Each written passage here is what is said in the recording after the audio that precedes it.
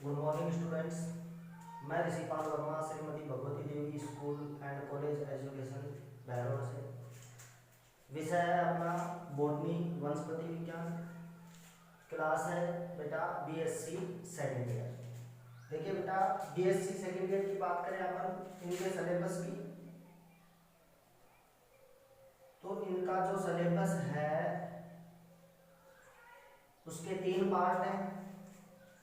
पहले पार्ट में बेटा मॉलिक्यूलर बायोलॉजी एंड बायोटेक्नोलॉजी, जिसे अपन कहते हैं आणविक जैविकी एवं जैव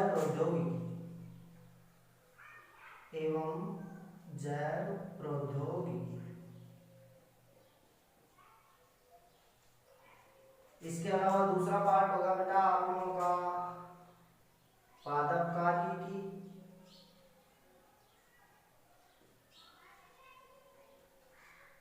एवं जैव रसायन।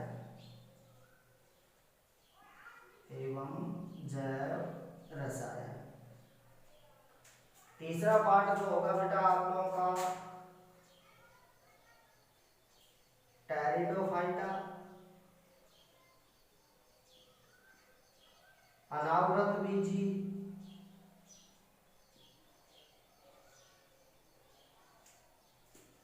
एवं पुरावनस्पति विज्ञान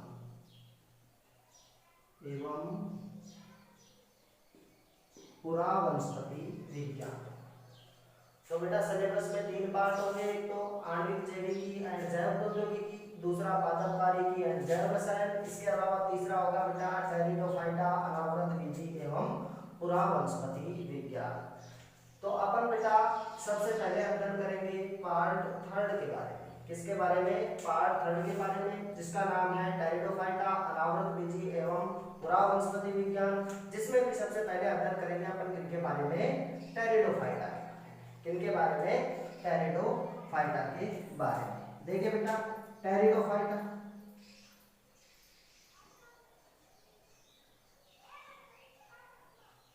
जो बेटा टेरिडोफाइटा शब्द है वो किनसे मिलकर के बना हुआ है? एक शब्द होता है टैरोन। कौन सा होता है? टैरोन। इसके अलावा दूसरा होता है बेटा फाइटा। दूसरा क्या होता है बेटा? फाइटा। ग्रीक भाषा में इस टैरोन शब्द का अर्थ होता है बेटा पंख। क्या होता है बेटा? पंख। इसके अलावा फाइटा का अर्थ होता है बेटा किससे? पादप से।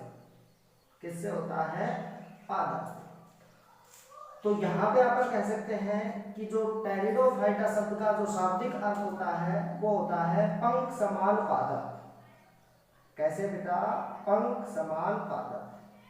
तो ऐसे पादप जिनकी संरचना कैसी होती है? पंख के समान होती है, वो कौन से पादप होते हैं बेटा? टेरिडोफाइटा पादप होते हैं। अब दूसरी, ये तो पहली बात आती है बेटा इनके बारे में। दूसरी बात करें अपन टेरिडोफाइटा के बारे में कि ये पादप होते किस प्रकार के हैं? बेटा ये पादप कैसे होते हैं? स्थलीय। कैसे होते हैं बेटा? स्थलीय, स्थल के ऊपर निवास करने वाले। इसके अलावा कैसे होते हैं बेटा? सुविकसित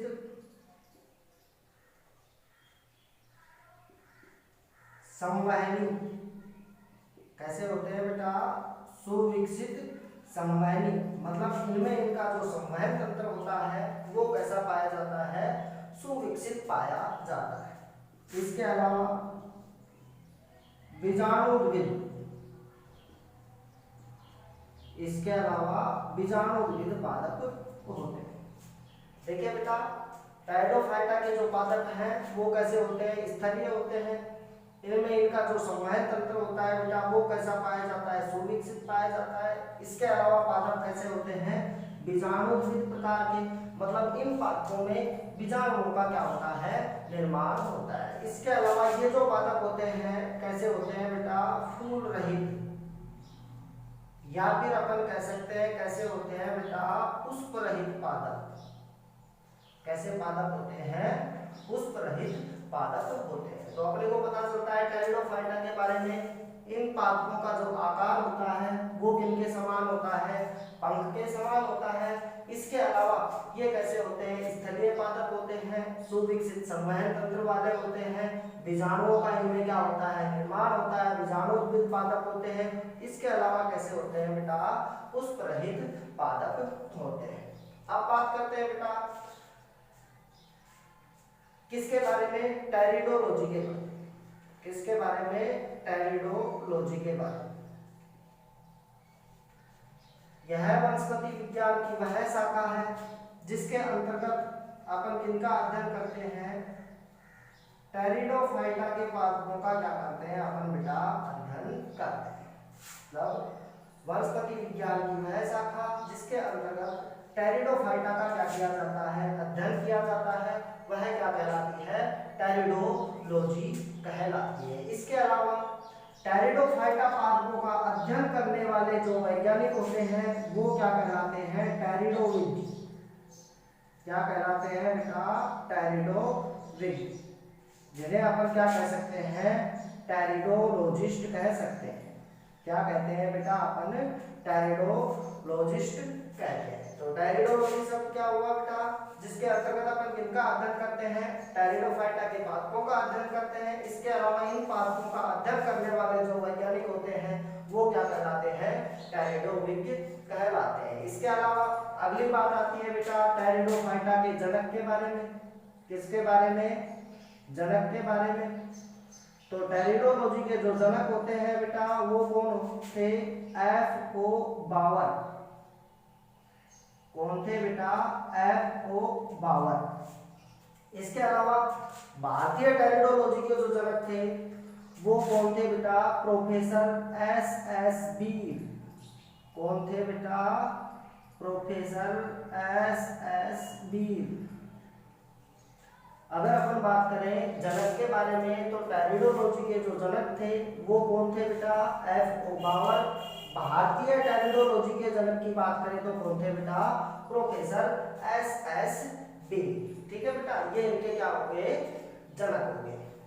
अब अपन बात करें बेटा ये जो टेरिडोफाइटा के जो पादप थे इनकी आकृति या फिर इनकी जो संरचना थी पहले के समय में, जैसे अगर अपन बात करें डेवोनियन काल, किसकी बात करें, डेवोनियन काल। डेवोनियन काल में ये टेरिडोफाइटा के जो पादप थे वो बहुत अधिक मात्रा में पाए जाते थे। मतलब इनकी संख्या क्या थी, बहुत अधिक थी। मतलब बहुतायत में क्या होते थे, पाए जाते थे। ठीक है बेटा, और उस समय इन पादपों का जो आकार था वो कैसा था बेटा, वृक्ष समान। कैसा था बेटा, वृक्ष समान। मतलब आकार में भी कैसे होते थे, ये बड़े होते थे। लेकिन जैसे जैसे समय बीतता गया इन पादपों का आकार क्या होता चला गया बेटा, कम होता चला गया। इनके अधिकांश पादप कैसे बन चुके हैं, आजकल जीवाश्म में क्या हो चुके हैं, परिवर्तित हो चुके हैं। ठीक है बेटा, इसके अलावा अब अपन बात करेंगे टेरिडोफाइटा पादपों के सामान्य लक्षण। देखिए बेटा, अगर अपन बात करें टेरिडोफाइटा पादपों के सामान्य लक्षण के बारे में तो इनके सभी सामान्य लक्षणों का अपन सामान्यतः क्या करेंगे, अध्ययन करेंगे। देखिए सबसे पहले बात आती है कि ये पादप होते किस प्रकार के। पहली बात तो होगी बेटा ये पादप कैसे हो गए बेटा, बीजाणुविद। कैसे हो गए बेटा, बीजाणुविद पादप हो गए। इसके अलावा इनको अपन क्या कहते हैं, संवहनी अपुष्पोद विधि।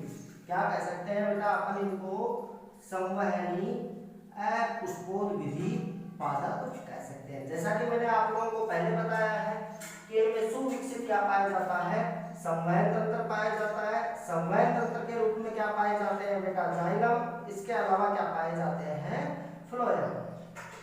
ये इनमें क्या होते हैं, सुविकसित पाए जाते हैं। इसके अलावा अपुष्पोद विधि मतलब इनमें पुष्प नहीं पाया जाता। कैसे होते हैं बेटा, ये पुष्प रहित होते हैं। इसके अलावा बीजाणुविद, इनमें किनका निर्माण होता है बेटा, बीजाणुओं का निर्माण होता है। इस वजह से इनको अपन ने क्या कहा है, बीजाणुविद कहा है। अब ये जो पादप होते हैं जड़ तना एवं पत्तियों में क्या पाए जाते हैं बेटा, विभेदित पाए जाते हैं। किसमें विभेदित पाए जाते हैं, जड़ तना एवं पत्तियों में क्या होते हैं, विभेदित पाए जाते हैं। ठीक है बेटा, इन पादपों की मुख्यतः दो पीढ़ी होती है। एक तो पीढ़ी होती है बेटा बीजाणुद्भिद, जो कैसी होती है बेटा, द्विगुणित। इसके अलावा दूसरी पीढ़ी होती है बेटा इनकी युग्मकोद्भिद। कौन सी होती है बेटा, युग्मकोद्भिद पीढ़ी होती है, जो कैसी होती है बेटा, अगुणित। कैसी होती है बेटा, अगुणित। और इन पादपों की ये जो दोनों पीढ़ियां होती है एक दूसरे से बिल्कुल क्या पाई जाती है, स्वतंत्र पाई जाती है। तो इनकी जो मुख्य पीढ़ी बीजाणुद्भिद पीढ़ी है बेटा, उनके जो पादप हैं वो किनमें विभेदित पाए जाते हैं, जड़ तना एवं पत्तियों में क्या होते हैं बेटा, विभेदित पाए जाते हैं।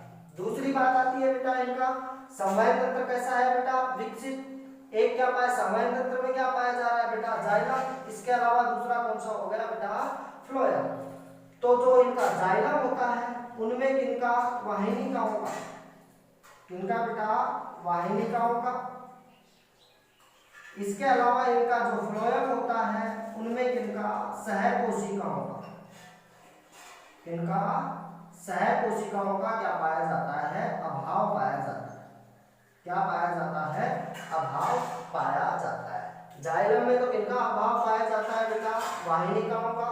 इसके अलावा फ्लोएम में किनका अभाव पाया जाता है, सहकोशिकाओं का क्या होता है, अभाव पाया जाता है। इसके अलावा दूसरी बात करें अपन, जो उनका बीजाणुद्भिद पादप है उनमें किनका निर्माण होता है बेटा, बीजाणुधानियों का। किनका निर्माण होता है, बीजाणुधानियों का। और इन बीजाणुधानियों में फिर कौन सा विभाजन होता है बेटा, अर्धसूत्री विभाजन। अर्धसूत्री विभाजन के पश्चात किनका निर्माण होता है, बीजाणुओं का। वो बीजाणु कैसे होते हैं बेटा, ऐसे। क्योंकि आप लोगों को पता है कि जो अर्धसूत्री विभाजन होता है जिसमें भी होता है उनमें मातृ पादप में जो गुणसूत्रों की संख्या होती है उस गुणसूत्रों की संख्या क्या हो जाती है, आधी हो जाती है। तो अर्धसूत्री विभाजन से किसका निर्माण होगा बेटा, बीजाणुओं का निर्माण होगा। ठीक है बेटा, अब इस बीजाणु से फिर किसका निर्माण होता है बेटा, पादप का। और ये जो पादप बनता है शुरुआती अवस्था में, तो उस पादप को अपन क्या कहते हैं, प्रोथैलस। क्या कहते हैं बेटा, प्रोथैलस। मतलब बीजाणुद्भिद जो पादप थे उनकी बीजाणुधानियों में जो बीजाणु बने हैं, उन बीजाणुओं के द्वारा जो पादप विकसित होते हैं वो पादप क्या कहलाते हैं बेटा, प्रोथैलस कहलाते हैं। क्या कहलाते हैं, प्रोथैलस कहलाते हैं। अब बात करें अपन किनके बारे में, प्रोथैलस के बारे में। किनके बारे में बेटा, प्रोथैलस के बारे में। तो ये जो प्रोथैलस है ये कैसा हो गया बेटा, अगुणित। इस प्रोथैलस के ऊपर बेटा किनका निर्माण होता है, युग्मकों का निर्माण होता है। किनका निर्माण होता है, युग्मकों का। युग्मकों के निर्माण के हेतु बेटा इन्हें नर चरण अंग के रूप में पुंधानी, इसके अलावा मादा चरण अंग के रूप में स्त्रीधानी का क्या होता है, निर्माण होता है। नर चरण अंग के रूप में किनका निर्माण होता है बेटा, पुंधानी का। इसके अलावा मादा चरण अंग के रूप में किनका निर्माण होता है, स्त्रीधानी का निर्माण होता है। ठीक है बेटा, तो ये कौन सा हो गया बेटा, इनका प्रोथैलस। इसके अलावा अगली बात करें अपन प्रोथैलस के बारे में, तो इनका जो प्रोथैलस है बेटा उनमें जब निषेचन होता है, क्या होता है बेटा, निषेचन होता है, तो उस समय जल का होना क्या होता है, अनिवार्य होता है। तो जो टेरिडोफाइटा के जो पादप हैं उनमें निषेचन के लिए किनका होना आवश्यक होता है बेटा, निषेचन के लिए जल का होना क्या होता है, आवश्यक होता है। इसके अलावा बेटा इन पादपों में स्पष्ट रूप से क्या पाया जाता है, पीढ़ी एकांतरण। क्या पाया जाता है बेटा, स्पष्ट रूप से पीढ़ी एकांतरण पाया जाता है। सबसे पहले कहने का मतलब ये हुआ, एक के अंतराल में पीढ़ियां क्या होती रहती है बेटा, बदलती रहती है। सबसे पहले कौन सी पीढ़ी आती है बेटा, बीजाणुद्भिद पीढ़ी, जो इनकी क्या होती है, मुख्य पीढ़ी। उसके बाद में कौन सी आती है बेटा, गौण पीढ़ी, जो कौन सी होती है, युग्मकोद्भिद पीढ़ी। फिर इसके बाद में फिर से कौन सी पीढ़ी आती है बेटा, द्विगुणित पीढ़ी आती है। कहने का मतलब ये हुआ द्विगुणित के बाद में कौन सी पीढ़ी आती है बेटा, अगुणित पीढ़ी आती है। अगुणित के बाद में कौन सी आती है, द्विगुणित आती है। तो इसी प्रकार से पीढ़ियों का क्या होता रहता है, एकांतरण होता रहता है। ठीक है बेटा।